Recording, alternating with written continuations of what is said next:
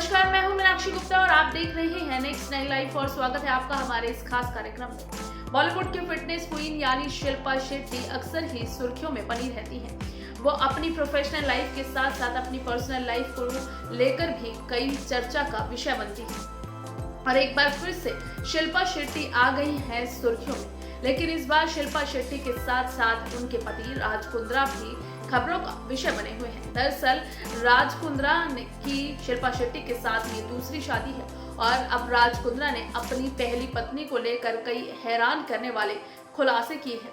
हालांकि आपको ये भी बता दें कि राज कुंद्रा ने ये भी बताया है कि शिल्पा शेट्टी ने उन्हें ऐसा करने से मना किया था और इसी इंटरव्यू के दौरान उन्होंने ये भी कहा कि मेरा ऐसा करने से शिल्पा शेट्टी थोड़ा दुखी हो गई हैं और उन्होंने मुझे ऐसा करने से मना किया था। दरअसल राज कुंद्रा ने हाल ही में एक इंटरव्यू दिया है और उनका ये इंटरव्यू ऐसे समय में आया है जब उनकी पहली पत्नी कविता का एक इंटरव्यू सोशल मीडिया पर इन दिनों तेजी से वायरल हो रहा था, जिसके बाद राज कुंद्रा 11 साल तक अपने तलाक को लेकर चुप रहने के बावजूद अब उन्होंने अपने इस चुप्पी को तोड़ दिया है। तो क्या कुछ बोले हैं अपनी पहली पत्नी के बारे में राज कुंद्रा और क्या खुलासे किए हैं राज कुंद्रा ने, हमारी इस रिपोर्ट में देखिए। शिल्पा शेट्टी और राज कुंद्रा बॉलीवुड के क्यूट और परफेक्ट कपल में से एक है। राज की ये दूसरी शादी है और जब उनकी और शिल्पा के बीच नजदीकियां बढ़ी और दोनों की शादी हुई थी तब राज की एक्स वाइफ कविता ने कहा था कि उनकी और राज की शादी टूटने की वजह शिल्पा शेट्टी है।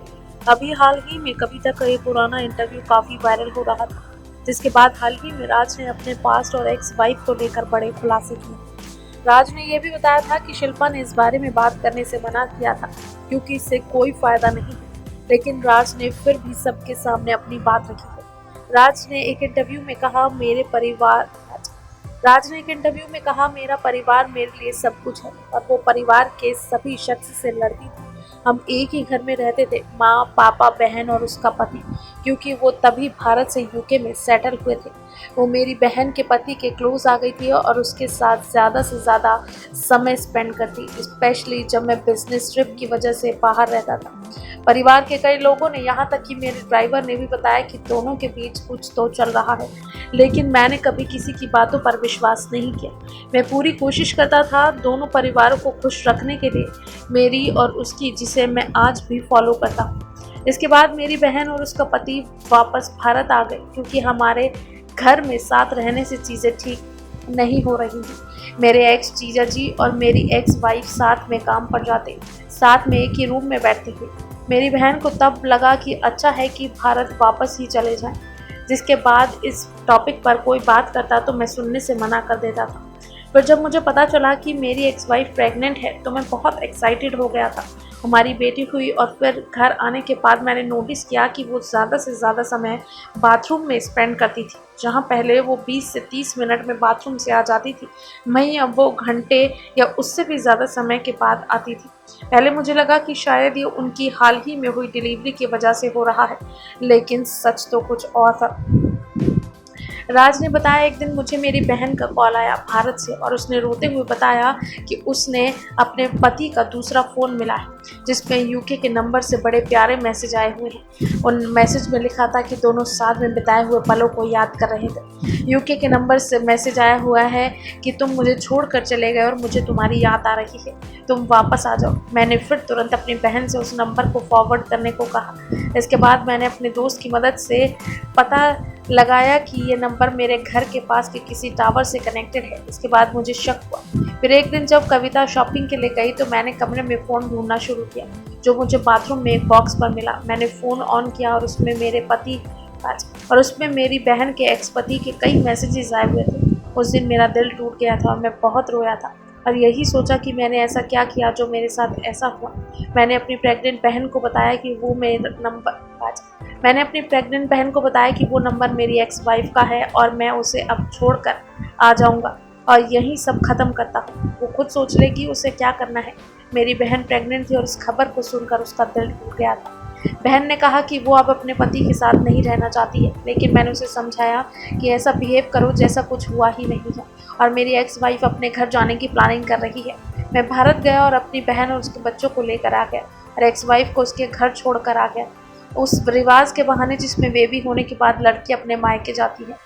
वो आखिरी बार था जब मैंने उसे और अपनी बेटी को छोड़ा था। मेरे लिए सबसे मुश्किल था अपनी 40 दिन की बेबी को बाय बोलना। राज ने कहा, इसके बाद मैं वापस घर आ गया, ऐसे बिहेव किया जैसे कुछ हुआ ही नहीं। जैसे ही हम लंदन पहुंचे, हमने वंश और कविता को मैसेज भेजा कि अब सब खत्म हो गया है और दोनों को आगे के लिए शुभकामनाएं दी। मेरी बहन ने फिर बेटी को जन्म दिया। 1 साल तक उसके पति ने उसके बारे में पूछा भी नहीं या अपने बच्चों से मिलने की कोशिश भी नहीं की। मैंने फिर अपनी बेटी की कस्टडी के लिए लड़ाई लड़ी, लेकिन ब्रिटिश कानून ने मुझे सिर्फ उससे मिलने की और हफ्ते में 1 दिन घर लाने की इजाज़त दी। वो अपनी माँ के साथ ही रहती थी। 9 महीने तक अलग रहने के बाद फिर मैंने तलाक का प्रोसीडिंग शुरू की।